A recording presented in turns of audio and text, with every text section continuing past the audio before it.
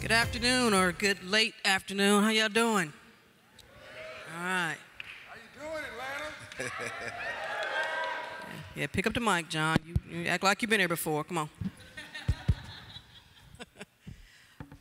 We're going to change things up a little bit. First of all, John Hope Bryant is going to rap. And T and I are going to critique him. So I asked Tip, I said, hey, Tip, Tia, I'm such an admirer of your work, man. I want to sing backup for you. And he said, no, man, we're good friends. I have much respect and love for you. You can't sing backup, you can sing solo. I'm like, damn, that's amazing. You gonna let me sing solo? He said, yeah. Solo, no one can hear you. Before we dig into today's conversation, we are here in Atlanta, as you all know, but we have to take some time and just honor one of our sheroes, one of our civil rights activists, one of our ambassadors for civil rights, justice, and truth, the passing of Juanita Abernathy yesterday. She was 88 years old, so if we could just take a brief moment of silence and just kind of acknowledge what she has meant, not only to this city, but to the civil rights movement, because without people like Juanita Abernathy, we're not up here right now.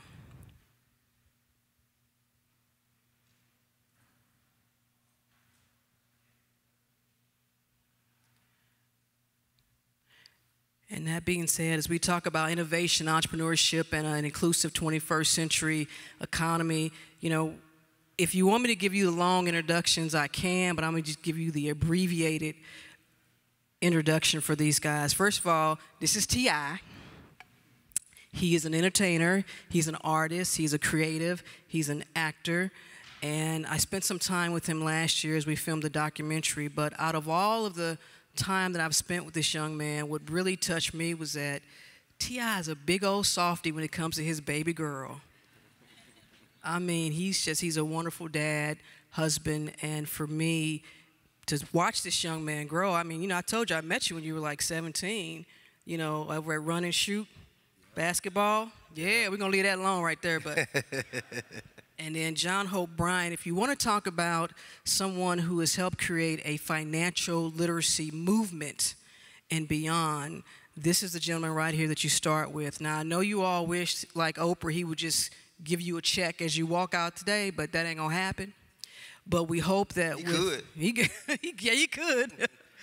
But we hope that with the information that we share today, that it's not about telling you what to do or how to do or what to think. My job as a journalist is not to tell you what to do or how to think. I hope that what you take away is that there is a reason for you to do what you do, why you do it. And hopefully these gentlemen will be able to at least inspire you to do that. So as we kick off this session, fellas, I think it's important before we take a deep dive, all the stuff this week at Smart City Expo Atlanta, it all still revolves around leadership. Because you can't tell people what to do or how to do it or create initiatives without leadership. So I just want you all to open up with reflecting on what are the characteristics of a good leader? And John, I'll start with you. Well, the Bible says, when there is no vision, the people perish.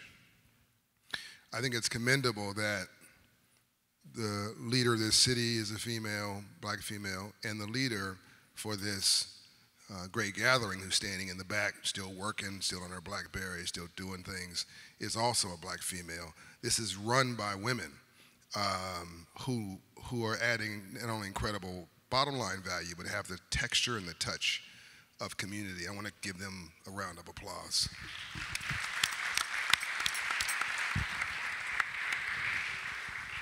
So, vision? For me, I believe that to be a leader, first of all, to be a great leader, you must once have been a great follower. I think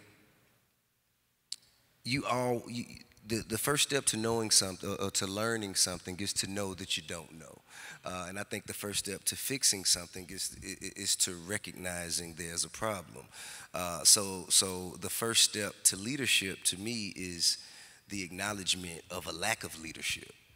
And that will take you into, researching and observing where the voids of the areas are, and you just begin to fill the gaps. Fill in the gaps. T.I., let me stick with you for a moment, because who were the leaders for you? who did you listen to? And we had this conversation before, and you talked about, you know, as you progressed, you know, your circle of friends change when you become famous. I mean, man, I think one of the best and worst things about me is that up until very recently, I listened to nearly no one. Really? Yeah, I mean, you know, aside from the you know, my intermediate support system, like my grandfather, my uncles, my grandmother, my aunts, you know, aside from them, I always kind of responded to my instincts. I always responded to my instincts as I got older and found myself in situations that I felt overwhelmed in. That's when I began to reach out to people who I felt were, or actually the universe began to bring me people who had been in certain situations that I hadn't, like Ambassador Andrew Young, like Puffy, like Jay, like so many others within and outside of, and even John Ho Bryant. Unbeknownst to me, I came to speak on a panel at the Hope Forum, and you know, he became an impromptu mentor to me as I stumbled into real estate development, and you know, it was right around the time we did our interview, and all of these things just became to kind of align themselves for me after I noticed there was a need in the community that I could fulfill, and then I began to take certain steps, and as I took those steps, the universe just began to kind of align me and associate me with the people, places, and things that could assist me in my efforts. John, what about you? Leadership. Who are the folks that you had to model, or maybe if you did model yourself after, that were examples for you? Interesting enough, the person that T.I. was on the phone with when he walked in the green room is the #1 voice in my life, Ambassador Andrew Young, who is the closest thing we have to Nelson Mandela alive in the world today. Global leader, 130 honorary doctorate degrees, UN ambassador, mayor 2 terms, congressman 2 terms, arguably turned Atlanta into the only international city in the South, brought the Olympics here. We don't even appreciate this man, right arm to Dr. King. Until he's gone, we're not going to give him the credit that he deserves. But he's changed my life. And my mother, who is either here or will be here soon, Juanita Smith, who told me she loved me every day of my life. Nothing more powerful than a child being told that they are loved. I know that's what Tip's doing with his kids, because he's got them around him a lot, and he's always pouring love and respect into him, but also high expectations. What I learned, and there's so many other heroes and sheroes in my life. I have mentors now. Tip has mentors. I have mentors. Tony Ressler, who owns the Atlanta Hawks. When I'm around him, I just shut up. He's worth $7 billion. When you got a billionaire talking to you, just shut up. That's it. God gave you 2 ears and 1 mouth, so you listen twice as much as you talk. And what I've found is that broke people around you are very loud. That is true. And wise people are very quiet. And if you want to set yourself up on fire, you want to light yourself on fire and burn yourself up, wise people will let you do it. If you're too stupid to recognize wisdom in front of you, a Reverend C.T. Vivian, Coretta Scott King when she was here, whoever it is, Dr. Dorothy Height, who was one of my mentors, men and women. If you're too dumb and too stupid to know you need to shut up and stop talking and start listening, then they're like, well, you already got it figured out. Let me leave you alone. That'll kill you quicker than cancer. Boom. Yeah, all right. In any place in business, you know. You can cure cancer. You can't cure ignorance. Well, yeah, you're right. Not without shedding up. You know, on the program Closer Look, we've been doing a lot of segments on income inequality. And we can talk about the future, you know, what the 21st century looks like for a city like Atlanta. But if folks are working, that's one thing. But if folks aren't earning a decent wage to enjoy all these benefits of innovation and technology, John Hope Bryant, I'll start with you. Where's the breakdown? Is it education? Is it access to capital to start folks' own businesses? Where is that breakdown? Because this disparity, this gap has been around for a long time. It's nothing new. We aren't paying attention to the right things. One thing I love about Tip, T.I., public calls him T.I., friends call him Tip. One thing I love about Tip, my man pays attention. And he reminds me of Jay-Z quote, "I'm not a businessman, I'm a business man." He understands it's the music business. It's the business of music. It's the entertainment business, the business of entertainment. He doesn't get that twisted. So you never have to worry about whether Tip's gonna be okay. Very sharp businessman, entertainer who has a community vibe. I think that anybody who wants to be cool coming up, smart is the new cool. Smart is the new sexy. They need to be role modeling not just what he does, but how he does it. To answer your question specifically, Rose, this issue, and I want to get focused on African Americans for the moment. Sure. Because we're different in that way. There are no Nigerian ghettos in America. There are no Ethiopian ghettos in America. That's something that is unfortunately aligned with mostly African Americans. There's a reason for it, because we're brilliant. We've been doing so much with so little for so long, we can almost do anything with nothing. We're genius. So why? Because 300 years of slavery destroyed our spirit, destroyed our self-esteem. You're looking at me straight in the eye right now, which tells me you have confidence and self-esteem. 300 years of slavery, 150 years free. That's this country. More years slave by 2 than free. They broke our spirit. So if I don't like me, I'm not gonna like you. If I don't feel good about me, I'm not gonna feel good about you. If I don't love me, don't expect me to love you. If I don't have a purpose in my life, I'll make your life a living hell. You now come to 1865, with denied education, denied family, denied self-esteem, confidence, denied good role models, denied environment, and now Abraham Lincoln creates a freedmen's bank to teach freed slaves about money, March 3rd, 1865.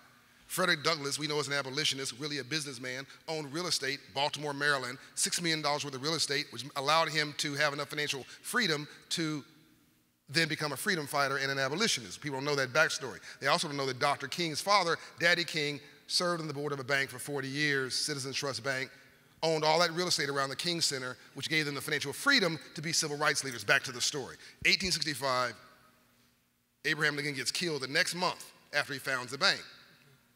Frederick Douglass tries to run it, puts $20 million, today's money, into that bank, $10,000 in 1865. It was said the failure of that bank did more to set freed slaves in America back than 10 more years of slavery. Now you pop your fingers from 1874 when it failed to 1968. Now you don't have a Tip, not a John Bryant, not a banker, not a businessman coming up saying, let's set ourselves free. You have a preacher, Dr. King. Let me stay with you for a second. Yeah, go ahead. Because when we talk about financial literacy and what you said, and I know it could be, some folks are saying, well, we keep hearing that as an excuse. It's not an excuse, it's an explanation, which really sets it in place when we talk about policies and all of these approaches to keeping people of color from access. It still happens. So let me ask you this.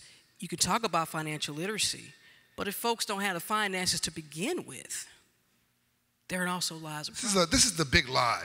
Is it a lie? It's the big lie. Okay. Capital comes from the Latin root word capitas, knowledge in the head. Capital has nothing to do with money. Nothing. So when you know better, you do. See, that was common sense. So the legacy, Rose, of the Freedmen's Bank, the legacy of Dr. King and the Four People's Campaign of '68, when he was killed before his first march. Sure. We're not dumb and we're not stupid. It's what we don't know that we don't know that's killing us, but we think we know. No one ever gave us a memo on money, on entrepreneurship, on self-reliance, on self-help. One of our friends in the audience, Cross, Alfonso Cross, he was trying to mentor a young black businessman.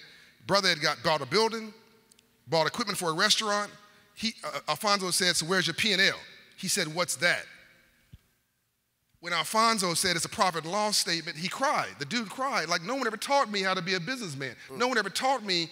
This financial literacy is everything. A fool and his money.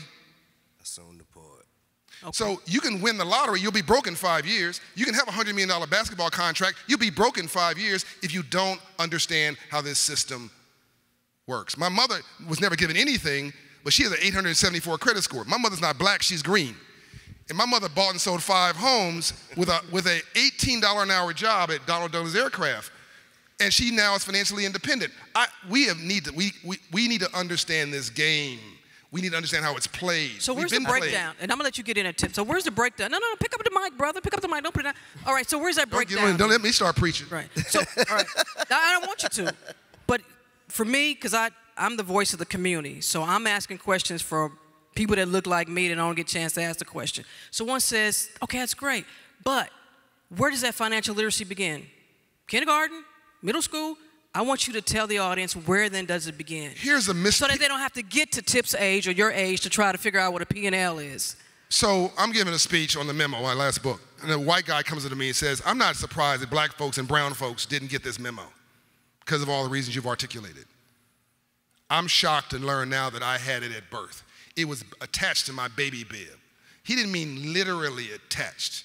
He means he saw his daddy with a briefcase. He heard his daddy talking about stocks and bonds.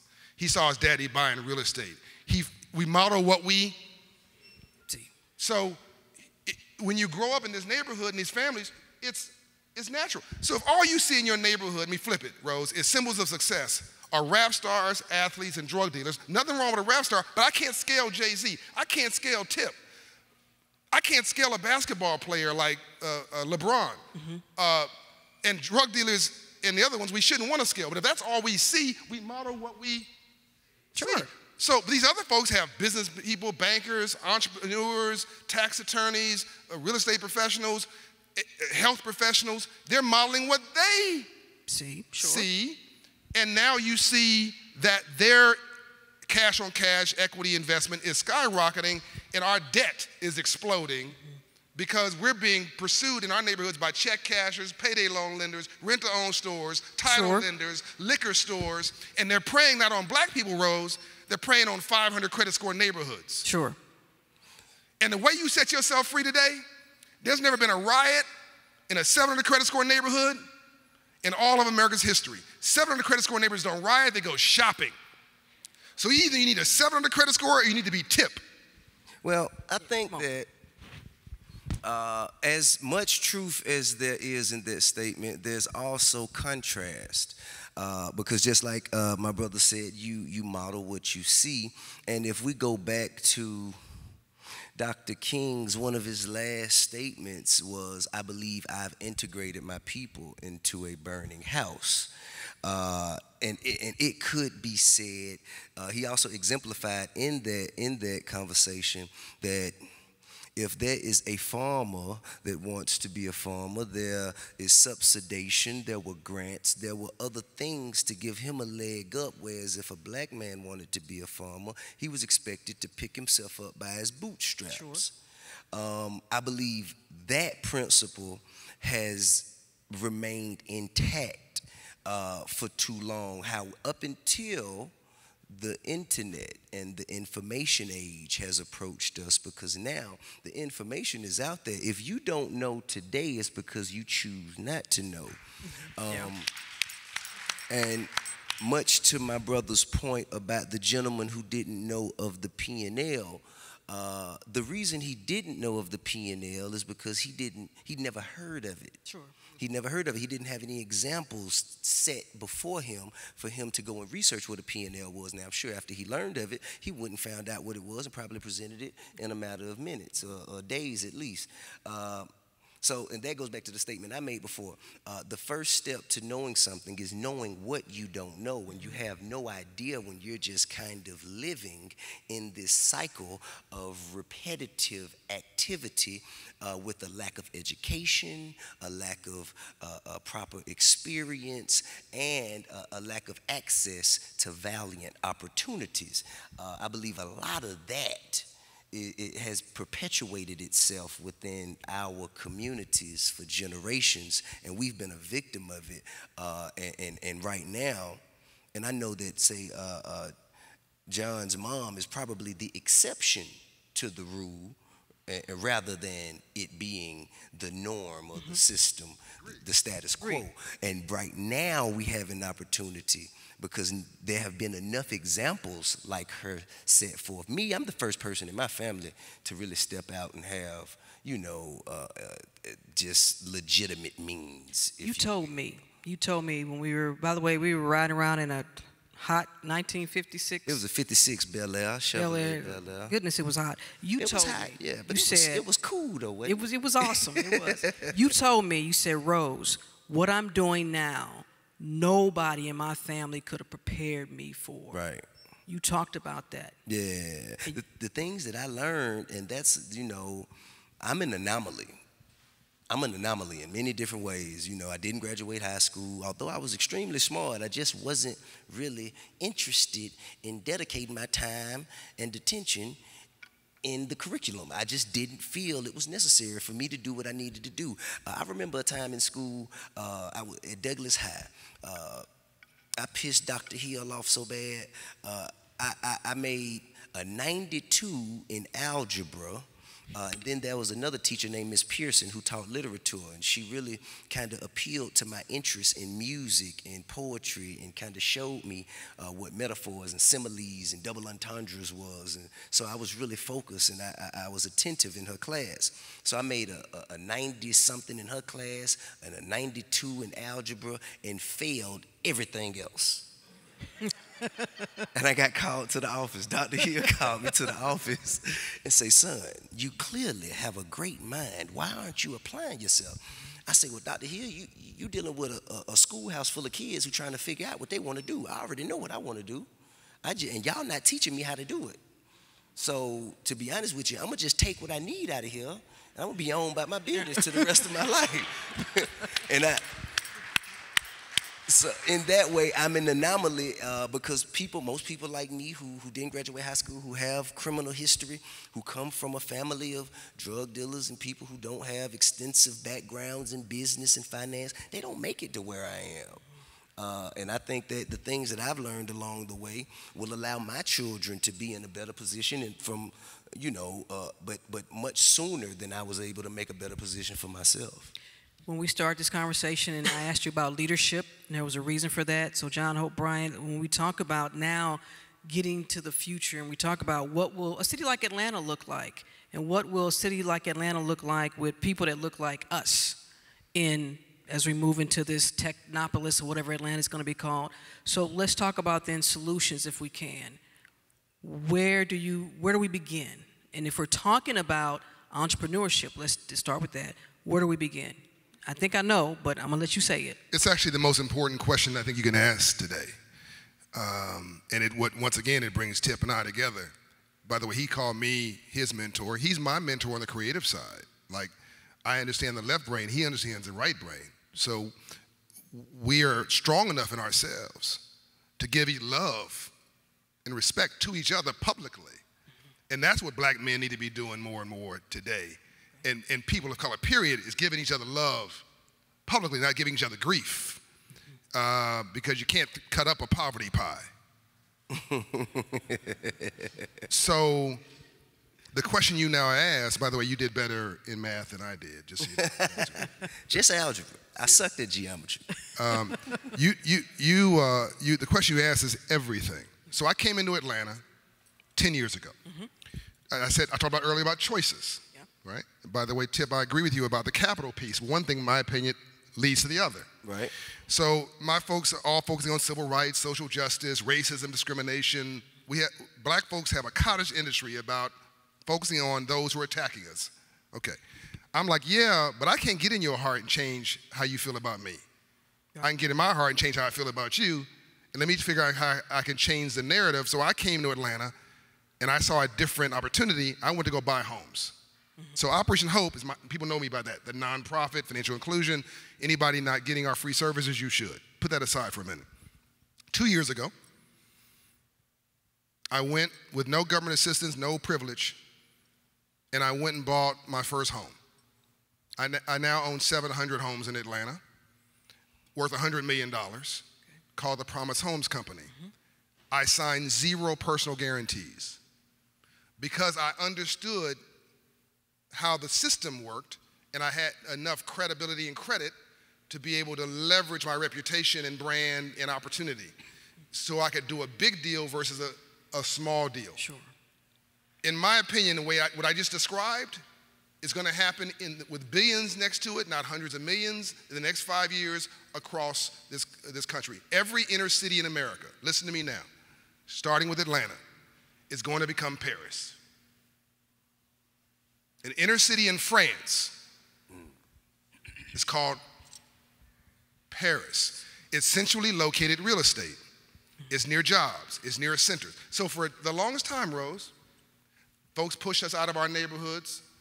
They lived, Compton was white, by the way, in 1958. Sure. They lived in it. Then we moved in, they moved out. But now people are tired of driving 2 hours to get home. Yeah, we've noticed that here in Atlanta. They're moving back, Yeah. buying it for 30 cents on the dollar, buying it for $30,000, rehabbing it for $20,000, living in it, making it cool. Now black is cool. I think I had a little hand to do with that too. My man's a big real estate owner. Big. Well, not the real estate part. I'm talking about the culture part. Everything, brother. It's all of it. Trap museum, the whole thing. Right. And my point is there's $200 billion minimum coming in the next 5 years through the qualified opportunity zones in urban communities that's going to transform these neighborhoods, not including the $700 billion going to come in over 5 years from the CRA reform, Community Reinvestment Act. That's more than $1 trillion of debt and equity capital. The question is, do we have the financial intelligence, the knowledge, the ability to access, leverage, and take advantage of that, or are we just going to be flipped in what people call gentrification?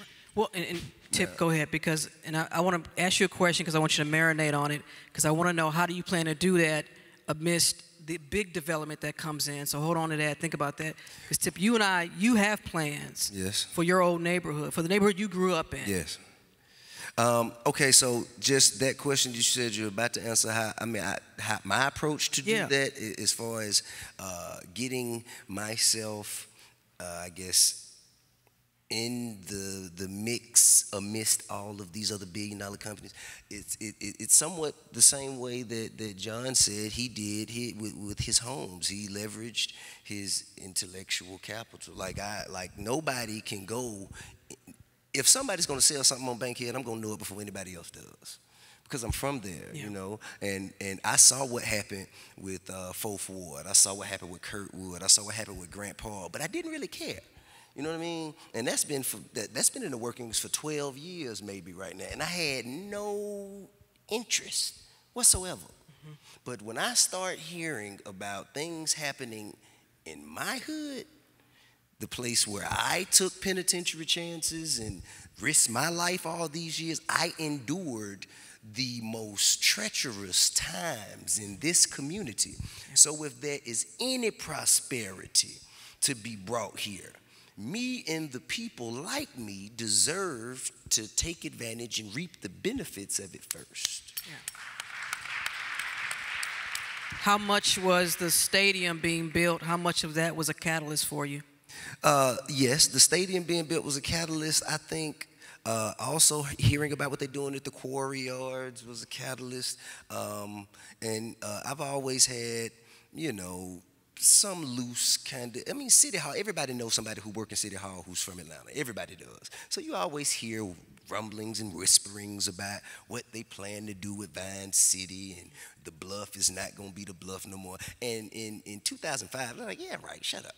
You know what I mean? Nobody really wanted to hear that. But when I could actually see the houses in Grove Park being transformed into homes that people walking their dogs up and down. I'm talking about like white people, you know what I mean? Gay couples, you know what I'm saying? Jogging up and down the street. And I'm like, riding bicycles. Wait a minute here. It's called diversity, Tip. You dig what I'm saying? Of course. And and it's welcomed. It's welcomed. It's all good. As long as it doesn't mean exclusion for the native. Or displacement. Or displacement for the natives. Now, one thing about gentrification, when people talk to me about it, I understand what they mean in a negative sense, but I also know that the problems that, the answer to the problems that we've always had in our community is to get rich and move out and never look back. So if we do that, and we've taken that approach for 30, 40 years, and someone else, no matter what color they is, what walk of life they come from, if they find value in something we've abandoned, we can't point the finger and blame them. That's right. Absolutely. That's right. Yeah. That's right. And Tip said to me, you know, in one of our discussions, he said, John, I am a qualified opportunity zone. And but that's literally true. Like, we hire differently. Right. Mm-hmm. Like, now that I own these homes, my renters are residents. If they raise their credit score, I reduce their rent by 10%. You raise your credit score to 700, I reduce your rent by 10% permanently. Mm-hmm. You pay your rent on time, 12 months, I'm gonna give you a $100 gift certificate. No other landlord's doing this. These people look like me. The 80% of the maintenance work, landscaping, roofing, lighting, plumbing, $25 an hour, living wage jobs. 80% of those vendors are now, 70% are minority vendors from the local neighborhood. Nobody else is gonna do that. Not because they hate black people, they're not even thinking about it. Right. I'm doing it because I'm conscious of what I call renewable philanthropy. Because you recognize the void that needs to be fulfilled. With exactly what you were saying earlier. Right. And now I'm gonna give you a chance, by the way, if you rent from me for 3 to 5 years, you pay your rent on time, you gotta pay your rent on time. Mm-hmm. I'm gonna give you a chance to buy the home from me that you were renting at market rate. Okay. So this is a consciousness of somebody who is a qualified opportunity zone, right, who is in a qualified opportunity zone, who has a spirit of civil rights in a civil rights era. That goes back to your first question. All this goes back to your question about, to me, what's the future of these cities? Mm-hmm. And I think it literally is two narratives. Either they're gonna become Paris mm-hmm. of rich people, devoid of diversity, or we will have a model for doing well and doing good, because we will embed these neighborhoods and communities with the resources, the training, the tools, the education, the role models, the mentors, and the capital they need. Because now we understand folks in these neighborhoods to come up. So let's go back to that question I asked you to marinate on. How do you do that? How are you maneuvering through all that? Because big development is taking place all over Atlanta, and Tip, your neighborhood from Bankhead to Grove Park, all down Donnelly, Hollowell.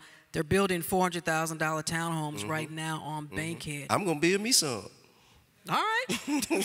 I don't think there's nothing wrong with that. All right. So there's enough room for everybody, you say? It is. Without Absolutely. displacement. Yes. Look, again, this is ignorance. If you own a home or a property, you own a home in this neighborhood, there are grandfathered rights that you have that will allow you to stay in that home without your taxes going through. But John, people don't know that. That's exactly what I'm saying. People don't know that. Go to Operation Hope. It's all free. Okay, but hold up, brother. Hold up.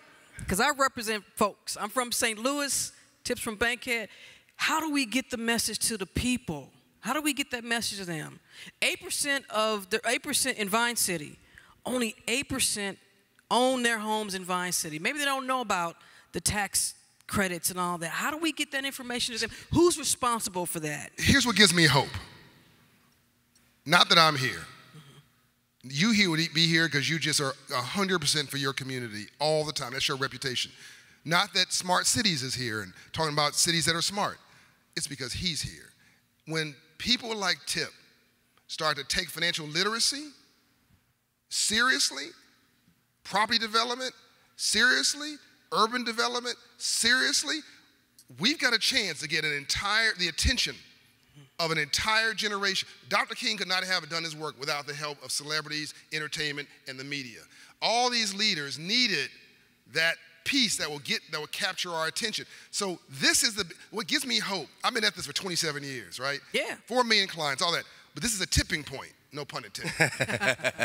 And I think that it's not just Tip. There's a bunch of folks with consciousness. True. Jay-Z has a whole album called 444 on financial literacy, essentially. I think you're going to see in the next 4 to 5 years a tidal wave of engagement around financial literacy, around economic ownership. To me, the new color is green. It's not white, black, red, brown, and yellow. It's green. And we're going to start understanding how this works. Now, I will, to answer that question, at least attempt to, I don't know if we will save the 8% in Vine City who own their homes. I don't know.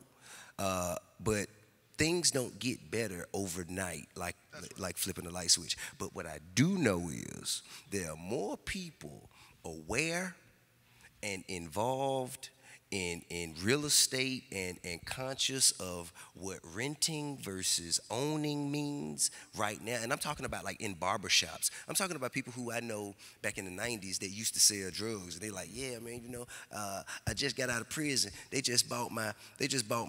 bought that automotive shop back in 96 with drug money for about $35,000. They just gave me $3 million for it. And that's a real story. Yeah.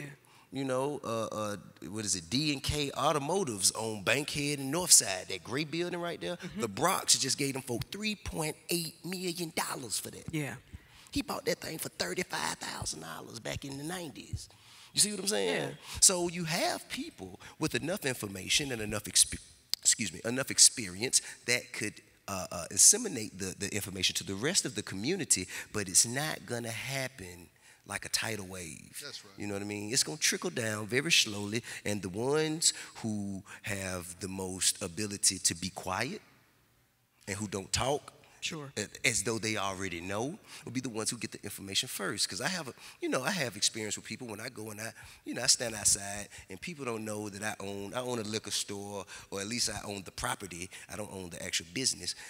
And I stand outside sometimes and people walk up and down and say, yeah, these people, they want to buy my house. I told them $500,000. And I'm looking at the house. I'm like, you might as well tell them that you ain't going to sell it. Why tell them $500,000? Yeah. Because it's not worth $500,000. Sure. You're just throwing out a high number. Now, what if they give you that number, then you sold your house, and now you have the money, but you have very little ability to go somewhere else and replicate this process. And you may lose it because you're not financially literate. This is true. Giving it away. This is true.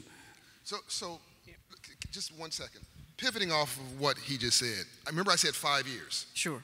So I'm going to say something that's politically unpopular. I think the West Side story has already been told. I don't know if we can save that 8% and turn it into something else. Sure. Let me tell you what I think the next story is. The next story, everybody here, listen this, tweet it out, tell everybody. Piper this. From downtown, make this easy, from the 20 freeway to the airport is the next play. Yeah. Yeah, that's true. Take whatever money you've got. Take your club money. Take your Bahamas, help Bahamas, but take your Jamaica vacation money. Take your Louis Vuitton shoe money, ladies. Yeah. Go buy yourself a house with a tree in it somewhere. Rehab it on the weekends with your girlfriends, your cousin, boo-boo, whatever. Buy it, rent it, and hold it. Do not sell. Right. It's a gold mine. From here to the airport, it's math, people. Yes. It's math. That's the next play.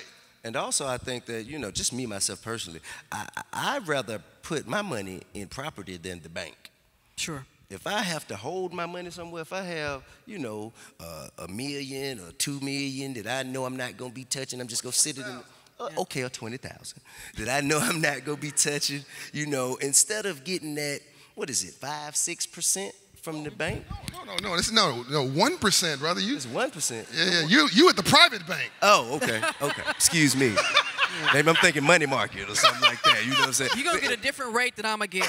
Okay. Trust me. But all I'm saying is, but instead of taking that small percentage that you get from sitting it in the bank, I would go buy the ugliest piece of property somewhere, raggedy, and let my money sit right there. And I bet you, in the same amount of time, you will get exponentially more in profits just by letting your money sit there rather than let them sit in the bank. Because all the bank gonna do when you put your money there is go buy property.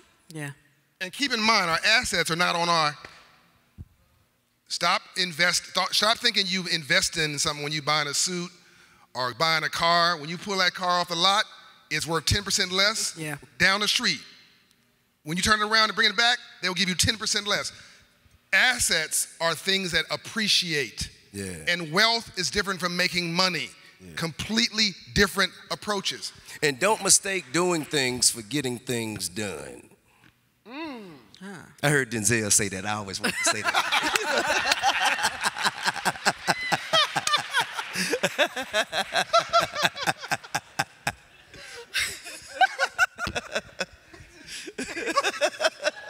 I'm sorry. First of all, Artie, y'all shorted us 10 minutes, so we got about 5 more minutes, because you think T.I. is good at math. Can we have about 5 minutes as we wrap up? But I do think it's important. Y'all want us to go? Okay. But Are you enjoying this? But, Give this brother some love, will you? Nah, it was just, I'm And Rose. But I want to end on something that, John, Hope, you touched on, which was about this collaboration, because let's be really clear. We have some divisions in our community, you know, whether it's religion or sexuality or economic status or sororities or fraternities or Masons or whatever. There is a division. And how do we push all that aside and work together to get to all that stuff that y'all just been talking about? Go ahead, brother. money. I don't care who you are. I don't care where you from. I don't care what our differences are. If we come together and have profit in common, as long as that relationship stays intact, me and you gonna be cool. As long as when we come together, we make money together, I don't care what else you doing. I don't care really, like, you know what I mean? Like, that's gonna be okay. If I am a Christian and you are a Muslim, or if I'm straight and you gay, if I'm black and you white, if when we come together, we make money, none of that other stuff matters. That's what I think. So to a certain degree, Rose, we've forgotten our own. Yes, I agree with them 100%. I'm gonna amplify that. We've forgotten our storyline. Mm-hmm. Atlanta is the model, but we've forgotten about our storyline. Let's go back 60 years. Birmingham, Alabama could have been Atlanta. I love Memphis. Memphis could have been Atlanta. But Memphis, in other words, they could have had the airport. They were about the same. Memphis was bigger than Atlanta, population-wise. Birmingham had more strategic advantage than us. Birmingham was the industrial center for the whole country. Birmingham and Memphis could have been Atlanta, but Birmingham and Memphis, listen now, argued over race, and we argued over money. Mm-hmm. They argued about black and white, who could go to a water fountain, all this stupid stuff. And black folks and white folks in Atlanta got together and say, how are we gonna divvy up the money? How are we gonna divvy, it's what you just said, how we share the opportunity. And Maynard Jackson and Ann Basher, Andrew Young, and all these heroes and sheroes, Herman Russell, all these business leaders, they sat at a table behind closed doors and cut deals for the betterment of everybody, and all boats rose. And we still reap the benefits of today. We're still reaping but we think we did it. And these universities gave us educated black folks, Spelman, Morehouse, Clark Atlanta. None of this is an accident. Mm-hmm. And we're throwing it away.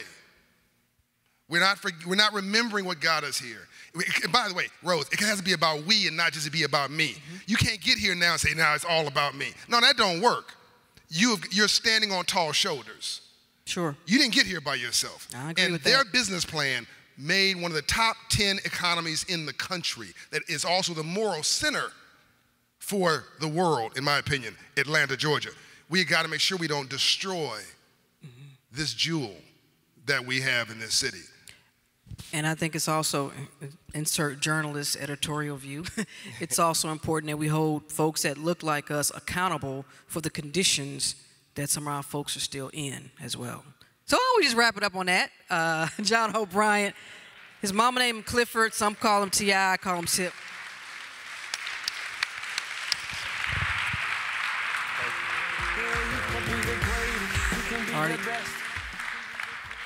Thank you, Smart City, for inviting us and sharing your platform with us and listening to our ideas and perspectives. I appreciate it. Yeah.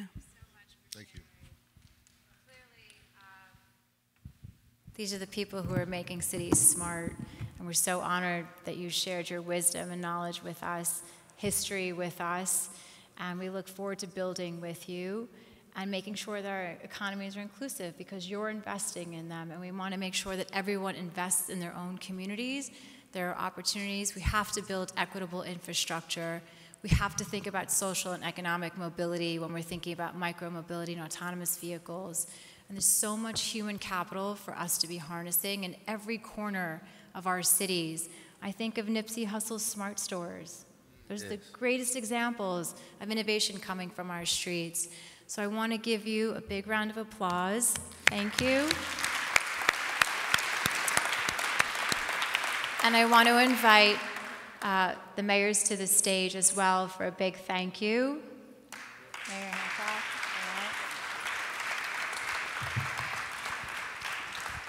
And I want my team from Smart City Expo Atlanta to stand up and be recognized. I see Sung Moon, I see Anna, I see Atenea, I see Andrea, I see Adam, Yulia, Alicia, Rachel. Thank you all so much, and here's to a fabulous year one and many more years to come. Thank you.